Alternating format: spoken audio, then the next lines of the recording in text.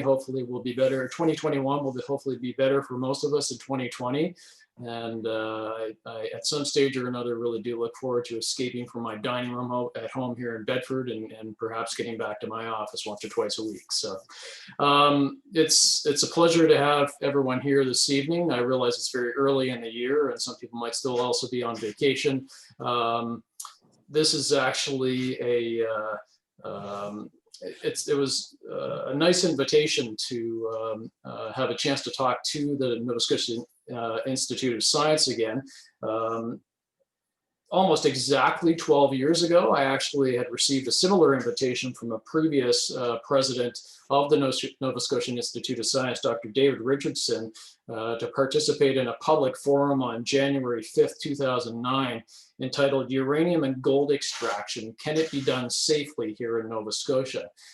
Some of you may have actually been at that public forum. It was a panel discussion we had at St. Mary's University on a cold, wintry Monday night. And one of the big differences, of course, at the time was that we really didn't have many operating metal mines. And since then, we've had a fairly large open pit gold mine open up in Moose River. And at the time, there was a lot of discussion in the media about a potential lifting of a moratorium on uranium exploration and development, which was not lifted, which is actually still in place. But it had generated a lot of discussion in the media.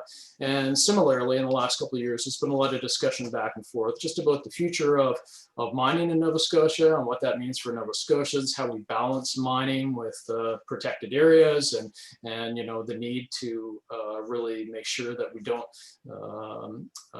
you know, ruin the environment at the same time as we're trying to potentially develop some resources in the province. So I'm going to start off tonight at this, you know, the main purpose of this evening's discussion really is just to get people thinking a little bit more perhaps than many people otherwise might, just about where their stuff comes from, to be blunt. You know, we're all joining the talk on Zoom here this evening. I'm sure we all probably own cell phones and have all sorts of technology that we use on a daily basis in our life. But it's become really difficult over time to decide, you know, where this stuff comes from and to understand, you know, the impacts of our choices when we go out and buy a new television or buy a new car and use our personal computers and such. And so the first part of the talk really is going to sort of just be about where does this stuff actually come from, and you know, and ultimately what our choices here at home and in our, you know, our personal and professional lives really, you know, what impacts those have, you know, on our global environment and social conditions elsewhere in the world. So I'm just make sure I can advance the slides here. There we go.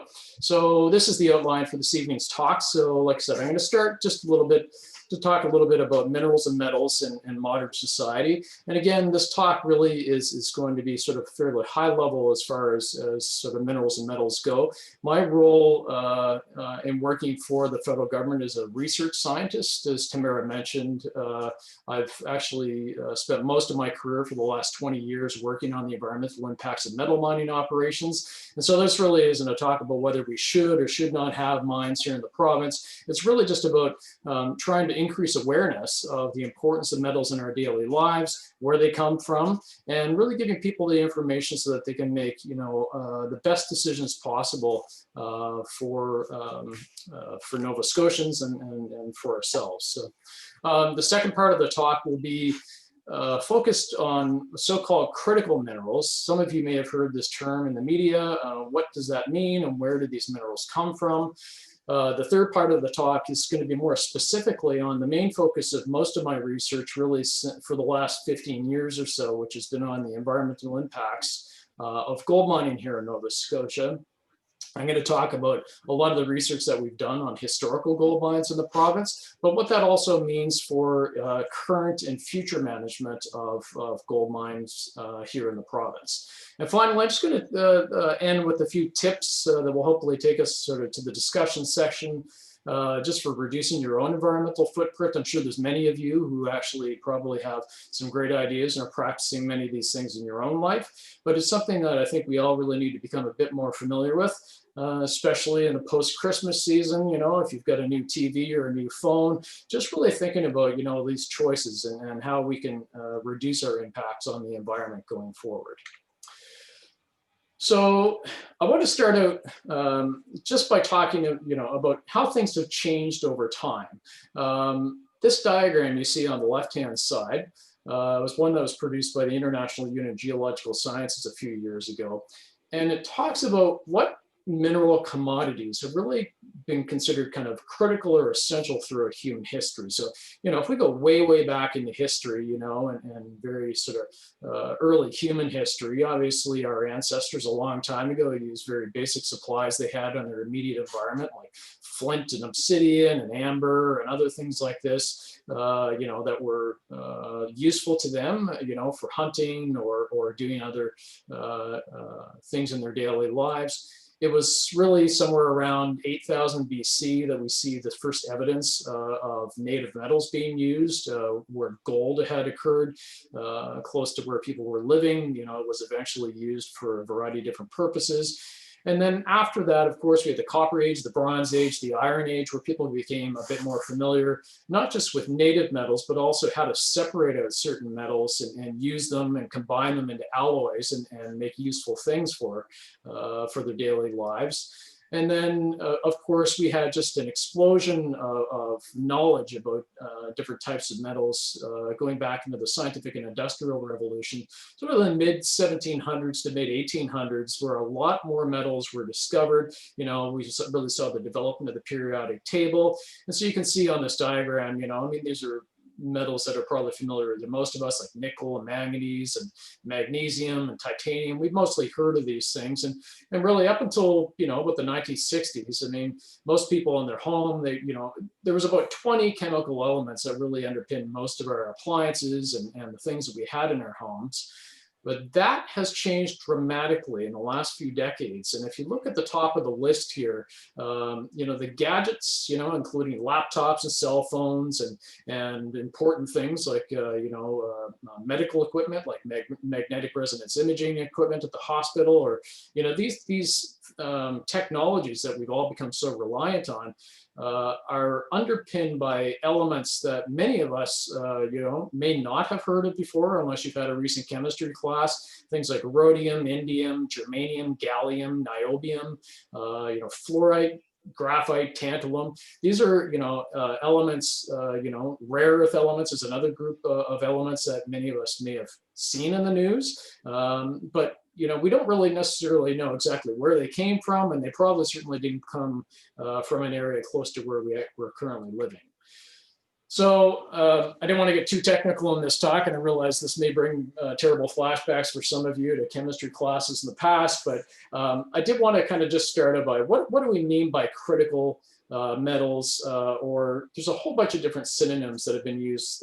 Technology critical elements is another. Strategic elements has been used as a catch-all term for elements that also have important military applications. And the elements we're really talking about when you hear about critical metals and these things that tend to be in the news a fair amount these days are elements like a couple of examples here. Lithium is one over here on the left side of the periodic table. Cobalt is another. Lithium and cobalt are really essential components of rechargeable batteries. And so, of course, there's a lot of discussion these days about the need, with ongoing climate change to switch to lower carbon energy sources. And a big part of that, of course, is developing reliable batteries that really are very dependent on elements like lithium and cobalt.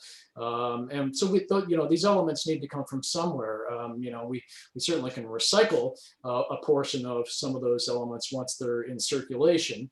But these are things that they're in very, very high demand. And the reason they're termed critical is not just because they're in high demand, but there's some perceived risk to their supply. So this could be like a true risk, as in, these elements they don't occur in very many places. So it could just be that they're relatively uncommon elements in the, in sort of local mineral deposits. There could also be a geopolitical risk. Most of the supply could be controlled by a country that, has very, very strict controls on their own resources and might not necessarily be the most politically stable place in the world. world, and that in itself presents a risk to the continued supply of these elements as well.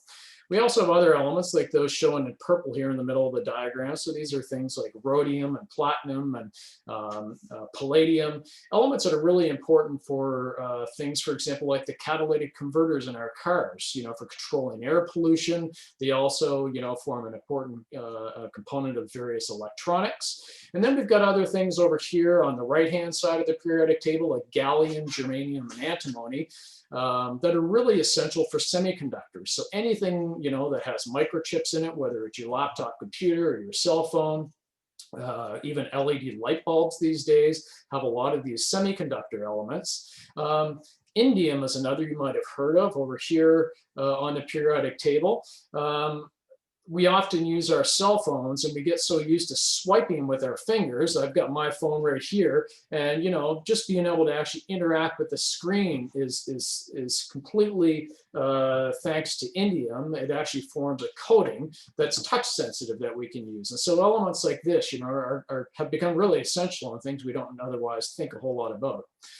The other group, of course, is the rare earth elements down here at the bottom of the periodic table. So these are the elements really that range from lanthanum over here on the left, all the way out to lutetium on the right. And they're generally broken down into two groups. We've got the ones that I've highlighted in red here called light rare earth elements, and then in green, the heavy rare earth elements. So the light rare earth elements tend to be a bit more common, and in many cases, they're really not that rare at all. And some of those, some elements, I think like lanthanum and cerium, certainly they're much more common than elements like gold.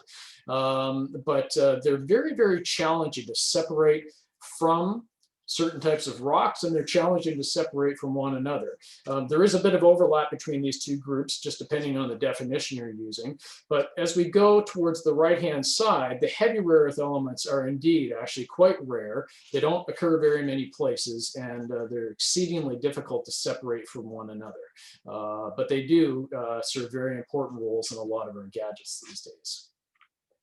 So speaking of gadgets, I just wanted to show you sort of a few examples. And of course, you'll all be very familiar with these things. Let's just start out with smartphones. I mean, these things, for better or worse, have become ubiquitous these days.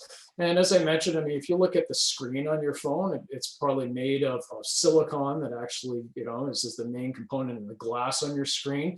But then indium is a transparent conductor that allows us to just swipe our fingers and interact directly with our phones. Cerium, a rare earth element, is used to buff the glass and you get that really nice high polish that you see. And then there's a whole host of different rare earth elements, things like yttrium and praseodymium, europium, other things that you may not necessarily have even heard of, that are actually used to produce, for example, the colors that we see in our cell phones. We've got this beautiful display of different colors, and a lot of those are due to different types of rare earth elements. If we get inside of the phone, a few years ago, I presented a version of this presentation at one of the open houses we had at our workplace at the Bedford Institute of Oceanography. And, I asked a lot of the teenagers that were going through in school days, like, where do you think your phone came from? And they'd say, I don't know, maybe Apple, but not really sort of thinking about that next step. Where did Apple get all this stuff, and which countries are actually supplying these elements? And again, the speakers, the microphones, are really reliant on rare earth elements like neodymium. When your phone vibrates, again, that's due to really strong rare earth element magnets. And then elements like tantalum are fundamental for the capacitors in our phones. All rechargeable batteries, or most certainly, are very reliant on elements, again, like lithium and cobalt, and even our headphones. We wouldn't be able to hear the sound in our headphones or our earbuds if it were not for rare earth element magnets. Over on the right-hand side, are applications that really have a lot more to do with renewable energy sources and trying to really decarbonize some of our energy sources. And so, I think we all have heard the arguments for certainly trying to see a transition towards more electric cars, wind turbines, and solar cells. But it's important to realize that all of these things, are composed largely of metals that came out of a hole in the ground somewhere on the planet. So if we look at electric cars, for example, we've got a host of different elements that are used in the rechargeable batteries. Each Toyota Prius, for example, uses about 20 or 30 pounds of lanthanum under the hood. Wind turbines, if you go up